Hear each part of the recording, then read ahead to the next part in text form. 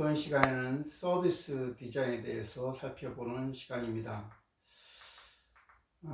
전통적인 디자인은 눈으로 볼 수 있고 만질 수 있는 제품에 대한 시각적 표현 위주의 디자인이었다고 하면, 서비스 디자인은 눈으로 볼 수 없고 만질 수 없는 서비스에 대한 감성적 경험 위주의 디자인이라고 할 수가 있습니다. 전통적 디자인이 광고나 매장이나 디스플레이 같은 유형의 디자인이라고 한다고 하면, 서비스 디자인은 터치 포인트를 중시하는 특징이 있습니다. 전통적 디자인이 기업이 고객과 만나는 접점에서 벌어지는 모든 일이라고 한다고 하면, 서비스 디자인은 유형을 포함한 경험과 같은 무형을 다루는 것이고, 고객이 경험하게 되는 모든 접점에서 이루어진다고 볼 수가 있습니다. 여기서 우리가 서비스 디자인을 먼저 정의해보면, 위키피디아 사전에 의하면 서비스 디자인이라고 하는 것은 서비스 제공자와 고객, 경험 사이에서 관계 품질을 높이기 위한 사람과 인프라, 커뮤니케이션 또는 서비스를 구성하는 물질적인 것을 계획하는 활동이다, 이렇게 정의할 수가 있습니다. 한편 우리나라 서비스 디자인 협의회에서 서비스 디자인을 정의한 것을 보면, 서비스를 구성하는 다양한 각 요소, 예를 들면 서비스의 컨셉, 절차, 시스템, 사용자와의 접점 디자인 등, 또는 이 모두를 전체적이면서도 맥락적인 관점에서 파악해서 이해관계자 간 잠재된 요구를 포착해서 이것을 창의적이고 협력적인 디자인 방법을 통해 가시화함으로써 고객이 제품과 서비스를 이용하는 경험적 가치를 혁신적으로 향상시키는 방법이나 분야를 서비스 디자인으로 정의하고 있습니다. 서비스 디자인과 관련해서 우리가 알아야 할 용어들 몇 가지 다시 한번 정의해 보도록 하겠습니다.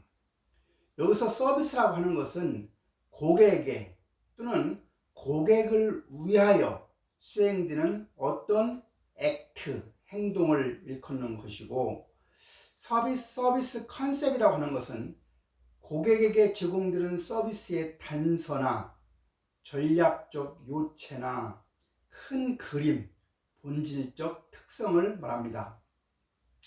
그리고 서비스 패키지라고 하는 것은 고객에게 제공되는 제품과 서비스의 조합인데, 바로 순수한 제품 혹은 순수한 서비스가 아니라 제품과 서비스의 조합을 일컫습니다. 서비스 딜리버리 시스템입니다. 서비스 딜리버리 시스템, 즉 서비스 전달 시스템이라고 하는 것은 서비스를 제공하는 데 필요한 시설, 프로세스, 기술을 말합니다. 서비스 기업의 서비스 디자인이라고 하는 것은 바로 핵심적 차별화의 내용입니다. 즉 고객 지향적인 서비스를 창출하고 전달하는 능력을 일컫습니다. 성공적인 기업들은 상품의 고객 지향적 서비스를 결합하는 디자인이라고 말할 수가 있습니다. 서비스 디자인에 대한 개요입니다. 서비스 전략에서 다루는 부분으로, 서비스 설계라고 하는 것은 서비스 전략의 선택에서 출발하게 됩니다. 여기서 서비스 전략이라고 하는 것은 서비스의 본질과 초점 그리고 표적 시장을 결정하는 것을 말합니다. 특정 서비스에 대한 서비스의 전략을 수립한다고 하는 말은 시장과 수익성에 대한 경영자의 평가와 기업이 서비스를 전달하는 데 필요한 역량을 갖추고 있는지에 대한 평가가 필요하게 됩니다. 서비스 설계의 핵심입니다. 즉 서비스 설계의 핵심의 이슈라고 하는 것은 서비스 패키지를 구성하는 것, 서비스 프로세스를 표준화하고 고객화의 수준을 결정하는 것, 그것이 바로 전략에 부합하는가를 보는 것입니다. 즉 고객의 서비스에 대한 요구의 변동과 고객의 접촉 및 참여 수준을 정하는 것입니다. 요구사항의 변동이나 고객 접촉이 낮을수록 서비스 표준화는 올라갈 수밖에 없는 것이고, 요구 변동의 변동과 고객 접촉이 올라갈수록 서비스의 표준화는 내려가야 되는 겁니다. 서비스의 특성에 기반한 서비스의 디자인은 바로 서비스 요소의 적정한 결합을 말합니다. 서비스 패키지라고 하는 것은 서비스와 제품의 결합, 묶음인데 구분하는 것은 쉽지는 않은 개념입니다. 서비스 패키지라고 하는 것은 서비스를 수행하는 데 필요한 물리적인 자원, 제품, 정보, 그리고 명시적, 묵시적 서비스를 포함한 총체를 얘기합니다. 의상실의 핵심 제품을 보면 의상실의 핵심 제품의 핵심적인 제공품은 정장일 겁니다. 의상실의 핵심 제품의 부수적인 물품은 의류 가방이 되고요. 의상실 핵심 제품의 부수적인 서비스는 후불 제도라는 게 있을 것이고요. 의상실 핵심 제품의 추가 보조용품은 커피 라운지가 될 수 있습니다. 반면에 비즈니스 호텔의 핵심 서비스의 핵심적인 제공품은 객실이겠죠. 비즈니스 호텔의 부수적 물품은 목욕 가운이고요. 비즈니스 호텔의 부수적인 서비스는 자체 식당이고요. 비즈니스 호텔의 추가 보조용품은 공항 셔틀이 되겠습니다. 서비스 상품이라고 하는 것은 바로 서비스 패키지를 일컫습니다. 고객의 가치를 창출하는 데 기여하는 유형적인 요소와 무형적 요소의 묶음으로 바로 서비스 제공물인 서비스 패키지입니다. 여기서 우리가 서비스 패키지라고 하는 것은 서비스 기업이 제공하는 서비스의 총체를 말합니다. 그 서비스 패키지의 가장 중요한 첫 번째 요소는 핵심 서비스로, 고객이 기본적으로 기대하는 서비스를 우리는 핵심 서비스라고 합니다. 두 번째는 부가 서비스로 핵심 서비스를 지원하는 성격을 갖습니다. 핵심 서비스와 보조 서비스의 사례를 보면 우리가 그 두 가지 믹스를 잘해서 서비스를 디자인해야 하는데, 주요수 같은 경우는 핵심 서비스가 주요수의 휘발유 판매일 겁니다. 반면에 보조 서비스 사례는 가치 지원 서비스로 쿠폰이나 신용카드 결제가 될 수 있고요. 가치 증대 서비스로 세차나 편의점이나 간이 정비나 간이 식당이 되겠습니다. 하나 예를 더 들면 호텔 같은 경우는 핵심 서비스가 숙박이 되겠죠. 그러나 보조 서비스로는 가치 지원 서비스의 리셉션이 될 수 있겠고요. 가치 증대 서비스로는 레스토랑이 되겠습니다. 그래서 서비스라고 하는 것은 크게 핵심 서비스와 보조 서비스가 있는데, 핵심 서비스는 개발 속도가 느리고 전략적인 개발이 필요한 겁니다. 그래서 지속적 차별화를 가능하도록 해야 하고, 보조 서비스의 경우는 모방 속도가 빠르다는 점이고 지속적 개발이 필요하고 지속적 차별화가 불가능하다는 특징이 있습니다. 서비스 패키지입니다. 서비스 경험을 극대화하기 위해서 재화와 서비스의 묶음을 우리가 서비스 패키지라고 했는데, 그 서비스 패키지 안의 내용을 보면 첫 번째가 서비스 지원 설비가 있습니다. 서비스를 제공하기 이전에 반드시 갖추어야 할 물리적인 자원들을 말합니다. 서비스 보조용품이라고 하는 것은 포함되는 상품으로 서비스 제공 과정에서 소비되거나 제공되는 제품이나 자재들을 얘기합니다. 레스토랑의 음식이나 약국이나 병원의 약 또는 주사도 거기에 해당이 되고요. 정보라고 하는 측면에서 효율적이고 고객화된 서비스 제공, 고객에게 제공되는 운영 데이터 또는 정보 이런 것들이 해당이 되고요. 그리고 정보 중에서 환자의 진료 기록이나 비행기 의료 좌석 등이 해당이 되겠습니다. 익스플릭트 서비스라고 해서 명시적인 서비스입니다. 가격을 지불하고 얻은 서비스에서 충족되는 직접적인 베니핏을 우리는 명시적 서비스를 합니다. 직접적으로 알 수 있는 서비스로 서비스의 본질적 핵심적인 특색을 구성합니다. 묵시적인 서비스는 고객이 희미하게 느끼는 심리적 편익이나 서비스의 일관적인 특색을 얘기합니다. 종업원들의 태도나 예절, 분위기, 브랜드가 해당이 됩니다. 즉 서비스 디자인이라고 하는 것은 서비스 패키지에 어떤 구성 요소를 어떻게 반영시킬 것인가를 결정하는 것을 말합니다. 그래서 우리가 그 서비스 패키지의 내용들을 구성 요소를 보면 묵시적인 서비스라고 해서 구성 내용은 회원제 운영이나 경쟁사에 없는 상품이나 희소성 가치를 제공하는 거라든가 외국의 동일 브랜드 매장을 이용하게 한다거나 고객에게 익숙함을 제공하는 것입니다.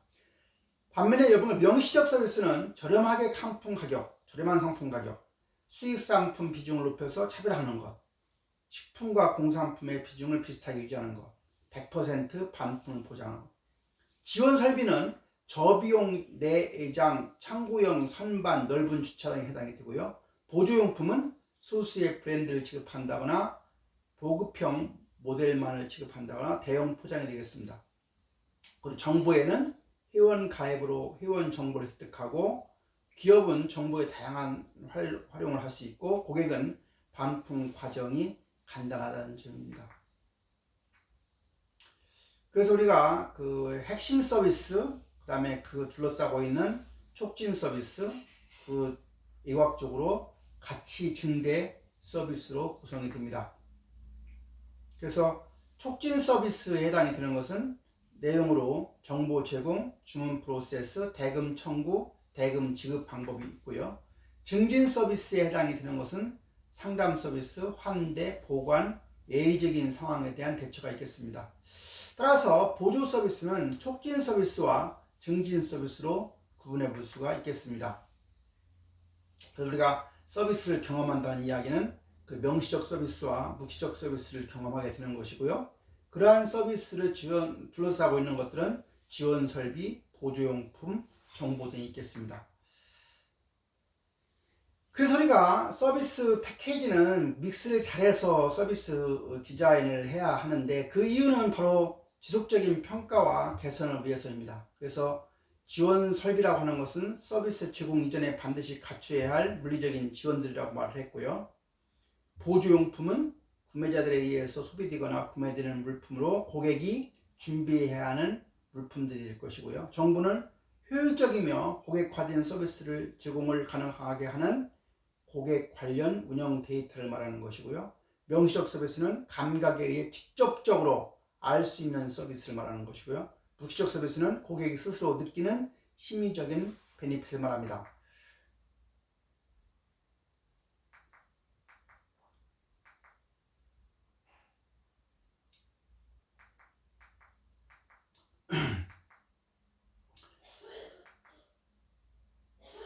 그래서 우리가 이런 서비스를 잘 하기 위해서 4단계가 필요한데요. 첫 번째가 디스커버입니다. 디자인 리서치를 통해서 현 상황에 대한 문제점과 고객의 니즈를 잘 파악하는 단계를 디스커버 단계고요. 다음 디파인 하는 단계는 서비스 컨셉을 도출하는 단계가 되고요. 디벨로프 단계는 서비스 컨셉을 바탕으로 서비스를 발전시키고 구체화시키는 단계를 말하는 것이고요. 딜리버 단계는 서비스가 고객에게 전달되는 과정을 논리적으로 그려내는 단계를 말합니다. 그래서 우리가 디스커버를 할 때에는 주로 관찰 조사나 인터뷰를 통해서 이런 발견을 하게 됩니다.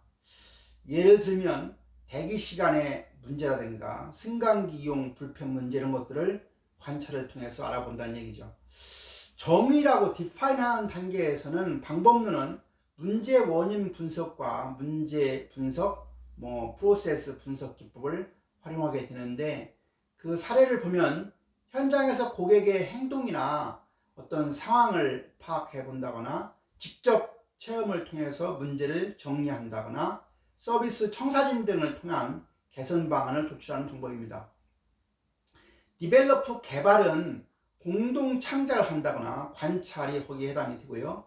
고객 대기 장소를 확보하거나 리모델링 한다거나 안내 표지판을 설치한다거나 안내 직원 배치가 해당이 됩니다.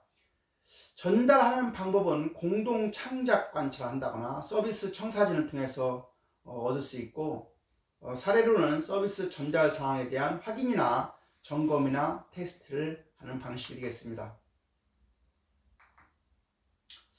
서비스 디자인이라고 해서 IDEO 모형이라는 게 있습니다. 즉 이것은 디자인 싱킹을 통하게 되는데, 디자인 싱킹이라고 하는 것은 소비자들이 가치 있게 평가하고 시장의 기회를 이용할 수 있고 기술적으로 가능한 비즈니스 전략에 대한 요구를 충족시키기 위해서 디자이너의 감수성과 작업 방식을 이용하는 사고 방식을 우리는 디자인 싱킹이라고 합니다. 디자인 싱킹이라고 하는 것은 디자인적 사고는 아닙니다. 디자인 싱킹은 말 그대로 싱킹을 디자인하는 것을 말하는데요. 정리되지 않은 생각들을 여러 사람들의 어떤 발산이나 수렴 과정을 거쳐서 어떤 특정한 형태로 만드는 것을 얘기합니다. 또 한 가지는 집단 지성을 통해서 이 디자인 싱킹이 만들어집니다. 하나의 아이디어에 도달하기 위해서 수많은 경험과 개선을 위한 브레인스토밍 이런 것들을 적용해서 만들어지는 것이므로 특정 인물의 어떤 사견이 반영되고 그에게 평가받는 것은 위험하다고 할 수가 있습니다. 세 번째 디자인 싱킹 할 때 유의사항은 디자인 싱킹은 다수의 실패를 수반하고 있다는 점입니다. 한 번의 프로세스를 통해서 나온 프로토타입이 성공적일 것이라는 기대감은 버려야 합니다. 수없이 많은 프로세스의 반복과 실패를 거듭한 끝에야 기대하지 못했던 신선한 아이디어를 도출할 수가 있습니다. 디자인 싱킹의 유의사항 네 번째는 디자인 싱킹은 세련된 디자인을 목표로 하지는 않습니다. 신제품 출시를 위한 구체적인 단계의 끝에서는 소비자가 매력적으로 느끼는 비주얼의 구체적인 구현이 중요할 수 있습니다. 그러나 디자인 싱킹은 신제품 개발을 위한 구체적인 개발 비용이 들어가지 않는 단계까지 아이디어를 구체화해서 비용 절감의 목적을 이루게 됩니다. 디자인 싱킹이라고 하는 것은 결국 인간을 관찰하고 공감해서 문제를 정의하고 프로토타입과 테스트의 실패를 반복해서 최선의 솔루션, 답을 찾는 경영 전 범위에 돌입하려는 창의적인 문제 해결 방법이라고 정의할 수 있습니다. 따라서 이는 팀을 중심으로 디자인 프로세스를 진행해야 하는 것이고, 아이데오 프로세스에 따르면 창의적인 디자인 사고는 사람과 사물에 대한 공감적인 관찰, empathic observation을 통해서 문제를 리프레임 이슈하고, 즉 재해석하고 시각적 아이디어의 도출을 통해서 직접적인 사용자, 즉 고객을 포함한 이해관계자들을 이끌어내어서 빠른 시일 내에 가시적인 프로토타입을 공동 제작하는 액션 스트래티지를 의미한다고 할 수가 있습니다. 그래서 우리가 디자인 싱킹의 프로세스 단계는 첫 번째 공감하고, 두 번째 정의하고, 세 번째 아이디어를 내고, 네 번째 프로토타입을 만들어서 다섯 번째 실행하는 것입니다. 이 IDEO에서 활용하는 디자인 싱킹의 핵심은 네 번째 단계인 프로토타입이라고 할 수가 있습니다. 즉 앞에서 공감이라고 하는 것은 고객들이 느끼는 불편을 공감하는 단계입니다. 시장이나 고객이나 기술이나 문제에 얽힌 제약을 이해하고 프로젝트와 관련한 난관을 만났을 때 현실을 제대로 인식하는 것은 다른 무엇보다 중요하다고 할 수가 있습니다.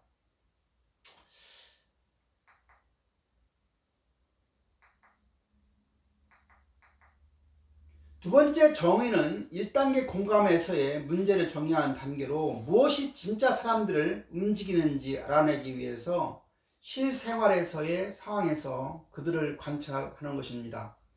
사람들을 혼란스럽게 하는 것, 그들이 좋아하는 것, 싫어하는 것과 현재의 제품과 서비스가 다루지 않는 잠재적 욕구가 어디에 있는지를 알아내는 것이 바로 정의 단계라고 할 수 있고, 세 번째 단계 아이디어는 브레인스토밍이나 스토리보드 등을 통해서 창의적인 아이디어를 구성하는 단계입니다.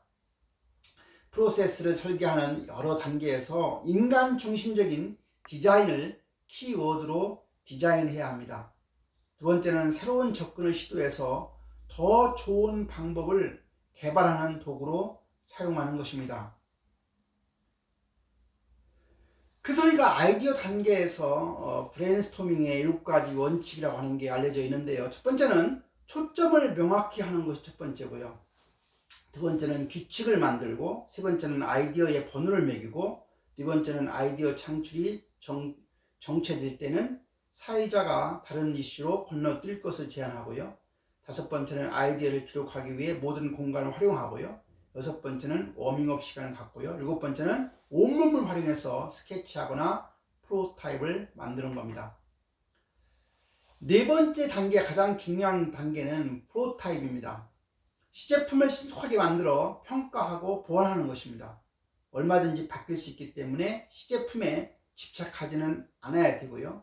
처음부터 개량될 여지가 없는 아이디어는 별로 좋은 아이디어가 아니라고 하는 점입니다. 어떤 것이 효과가 있는지 없는지, 사람들을 혼란스럽게 하는 것이 무엇인지, 사람들의 선호도는 어떤지 관찰하고 그 후 제품을 개선하게 됩니다. 다섯 번째, 마지막은 상업성을 염두에 두고 새로운 컨셉을 실천하는 것입니다. 시간이 오래 걸리는 기술적으로 도전적인 발전 과정이라고 하시는데, 1단계인 공감에서부터 4단계 프로토타입까지 신뢰하여 실천하는 것이 필요합니다.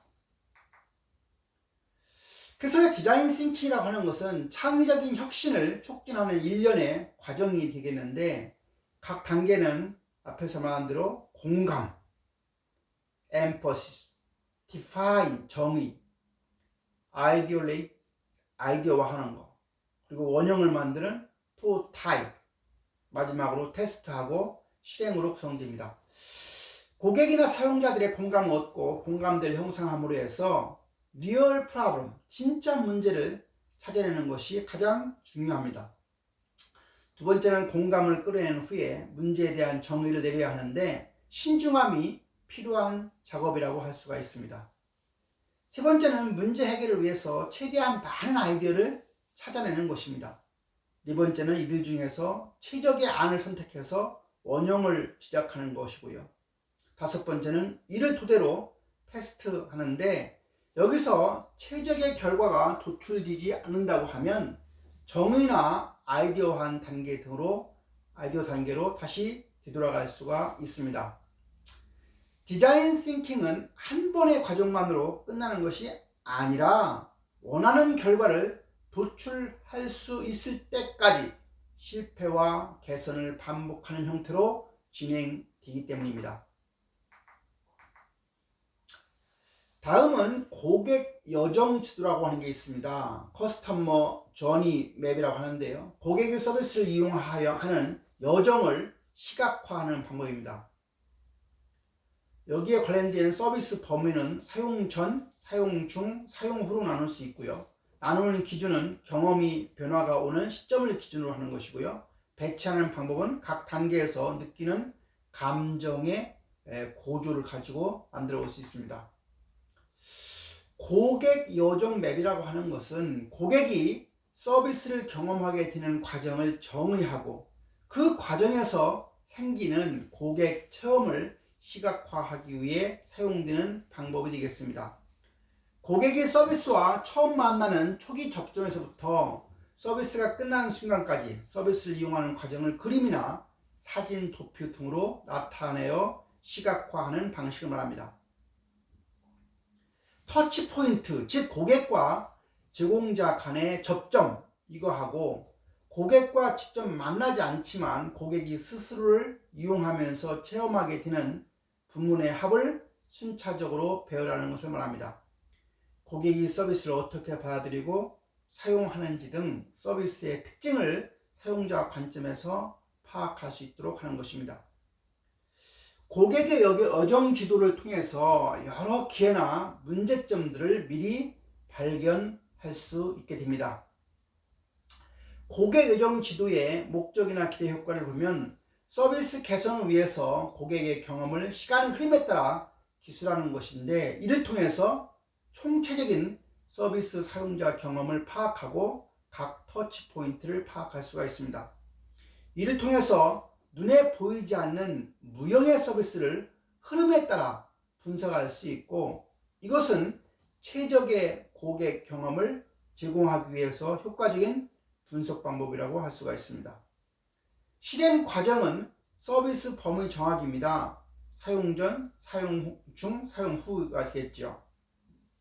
터치 포인트는 고객이 기업과 서비스를 만나는 과정의 모든 커뮤니케이션을 말하는 것이고요. 물리적인 위치, 장소의 특정 구역, 광고판, 웹사이트, 메일링, 대면 커뮤니케이션, 인쇄물, 어플리케이션, SNS 등이 대표적인 터치 포인트라고 할 수가 있습니다.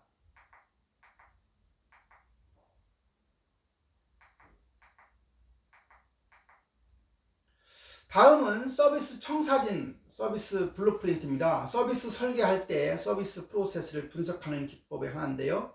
서비스 전달 프로세스를 구성하는 업무 활동의 지도 또는 흐름들을 말합니다. 서비스 관리자가 서비스를 최종적으로 실행하기 전에 종이 위에 도표를 작성하게 됩니다. 즉 서비스 컨셉을 검증하고 서비스 시스템에 대한 정확한 정의를 하기 위한 것입니다. 이를 통해서 실수 가능 영역을 파악을 해서 문제 해결점을 찾을 수가 있습니다. 이것은 창조적인 사고의 하나인데요. 서비스에 대한 고객 인식을 향상하기 위한 것이기 때문입니다.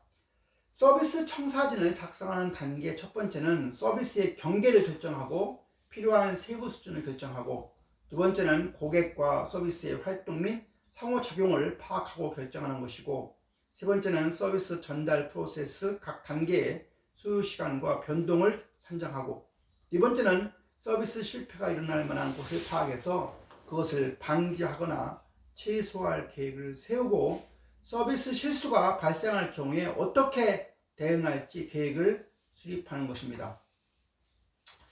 따라서 서비스 청사진이라고 하는 것은 서비스 제공 과정의 흐름을 표현하는 것인데요. 즉 고객 경험을 높이기 위해서 서비스가 전달되는 과정을 순차적으로 표현한 다이어그램이라고 할 수가 있습니다. 서비스 제공 과정의 역할 표현이라고 해서 고객과 종업원이 수행하는 역할과 서비스 프로세스와 관련된 단계와 흐름을 시각적으로 묘사해 놓은 그림이라고 정의할 수 있습니다. 그래서 우리가 서비스 청사진을 보면 전방 업무와 후방 업무로 나눌 수가 있고요. 전방 업무는 고객 접촉 일선 부서와 고객 간의 인터랙션이 이루어지는 부분을 얘기하는 것이고, 그리고 전방 업무와 후방 업무의 그 사이를 우리가 가시선이라고 하는 말을 하게 되고, 그 후방 업무는 지원 접점 지원 부서를 주로 이야기합니다. 그래서 상호작용선이라는 게 제일 앞에 고객과 접촉하는 면에서 있게 되고요. 중간에 이제 그 구분하는 전방 후방을 구분하는 가시선이라고 하는 게 존재합니다.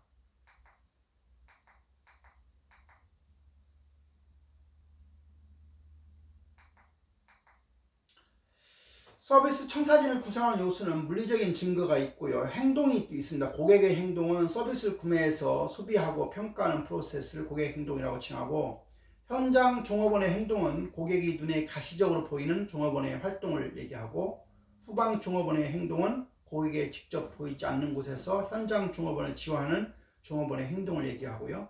지원 프로세스는 서비스를 전달하는 종업원들을 지원하기 위한 내부적 서비스를 말하는 것이고요. 경계선은 상호작용선과 가시선과 내부 상호작용선이 있습니다. 그래서 물적 증거는 고객이 볼 수 있거나 경험할 수 있는 것을 말하는 것이고, 아까 가시선 같은 경우는 가시선 아래는 무대 뒤에서 이루어지는 행동으로 적절한 인력 배치를 통해서 효율성을 증대시킬 수 있는 상황이 됩니다. 내부 작용선은 후방 업무 종업원과 조직 내 지원 시스템의 프로세스를 구분하고 후방 종업원에 필요한 지원 능력이 있게 됩니다. 서비스 청사진의 역할은 새로운 서비스를 개발, 즉 혁신하기 위한 것이죠. 서비스 개념이나 컨셉을 명확하고 서비스 시스템의 이해를 위해서 서비스 청사진을 만들어 보는 것이고요. 서비스 실패나 결함을 제거하기 위한 겁니다. 또는 예방하는 창조적 사고나 실패 지점 또는 대기 지점, 결정 지점 이런 것들을 잘 파악해서 고객 서비스를 향상하기 위한 것이고요. 또 서비스 실패에 대응해서 고객 서비스를 향상시키기 위한 과정입니다. 우리가 서비스 청사진을 개발하는 과정을 보면 먼저 서비스 제공 과정을 도식화하고 실패 가능점을 파악하고 서비스 실행 표준을 설정하고 서비스 실패 가능을 정의하고 재검토하고 서비스 청사진을 수정하게 됩니다. 서비스 청사진이라고 하는 것은 서비스를 최종적으로 실행하기 전에 미리 작성함으로 해서 서비스를 검증하고 정리하는 단계입니다. 청사진의 출발점과 최종점은 고객이 되는 겁니다. 청사진을 통해서 관리자가 서비스 설계의 밑그림을 그리는 것이고요. 차별화된 서비스 설계의 도구라고 할 수가 있습니다. 실수 가능점을 파악한다는 얘기는 고객 만족 향상을 위한 기회를 제공하기 위한 것인데, 이것이 바로 혁신의 도구 역할을 하는 것이고요. 실패 예상 지점을 미리 알아서 개선하는 데 목적이 있습니다. 라인 오브 비지빌리티, 가시선이라고 하는 것은 그 가시선 위치에 대한 전략적인 설정입니다. 서비스 활동을 구분하는 것이죠. 즉 고객에게 보이는 부분하고 보이지 않는 부분으로 구분하게 되는데, 그게 바로 가시선이 됩니다. 서비스 청사진 작성 단계 1단계는 서비스 프로세스를 구분한다. 2단계는 실패 가능점을 제시한다. 3단계는 서비스 혁신이나 기회를 탐색하는 단계가 되겠습니다. 서비스 청사진의 유용성은 종업원의 자신의 업무와 전체 서비스 관계를 파악하려고 하는 겁니다. 이를 통해서 고객 지향적 사고를 고치하는 것이고요. 두 번째는 서비스 활동의 흐름에서 실패 가능점을 확인해서 품질을 개선하기 위한 것이고요. 세 번째는 고객과 종업원 사이의 상호작용선을 통해서 고객 역할을 인식하기 위한 건데, 이는 서비스 설계에 기여하기 위한 것이고요. 네 번째, 가시선을 통해서 고객에게 볼 수 있는 영역과 고객의 접촉 종업원을 파악하기 위한 건데, 이거는 합리적인 서비스를 설계하기 위한 것이고요.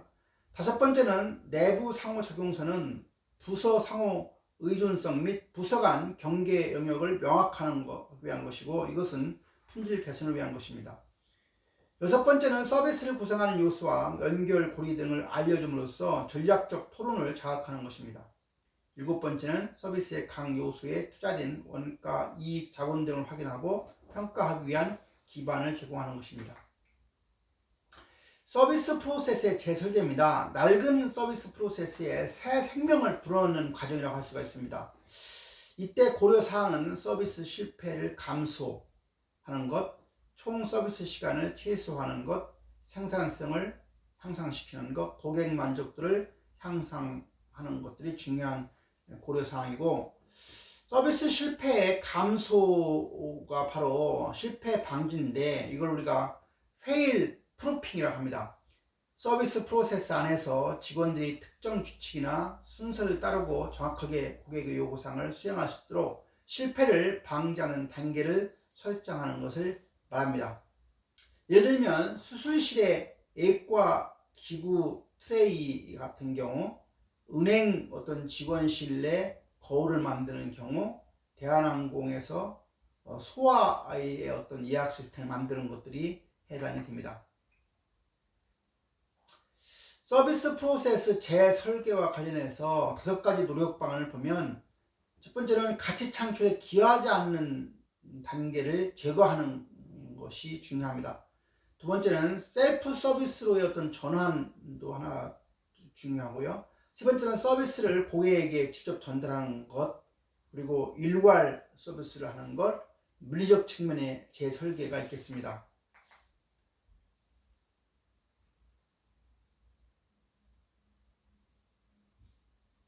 기존의 비즈니스 호텔은 프로세스가 객실을 준비하고 체크인하고 서비스를 제공하고 체크아웃 했다고 하면, 슈퍼 호텔은 객실 준비는 똑같고요, 체크인 똑같은데 서비스 제공도 똑같고요, 그 체크아웃도 똑같지만 그 단계마다 어떠한 것들이 더 첨가가 돼야 되는가를 고려하는 거죠. 즉 안전이나 청결의 관점이라든가 뭐 숙면을 위해서인다거나 또는 뭐 적절한 무료 서비스를 어떤 걸 제공할 수 있다거나 이런 것들을 고려해서 고객 만족도를 더 향상시키고 객실 가동률을 올리고 고객의 재이용률을 더 올리는 방안들을 찾게 되는 겁니다.